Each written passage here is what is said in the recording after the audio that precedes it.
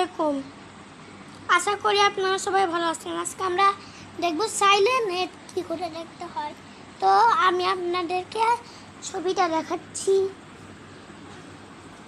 Silent head দেখতে পুরো এরকম, পা এরকম এরকম, আর পিছনটা এরকম। তো সাইলেন্ট কিন্তু এখানে ঘুরে বেড়ায়। তো শুনতে পেরেছি সাইলেন্টের শব্দ। তো ভিডিওটা অন্য পর্বে দেখাবো। ওকে, বাই। আসসালামু আলাইকুম।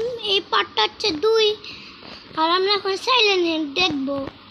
তো আশা করি যাওয়া যাক। দেখো, দেখে সাইলেন্ট কিন্তু অনেক বড়।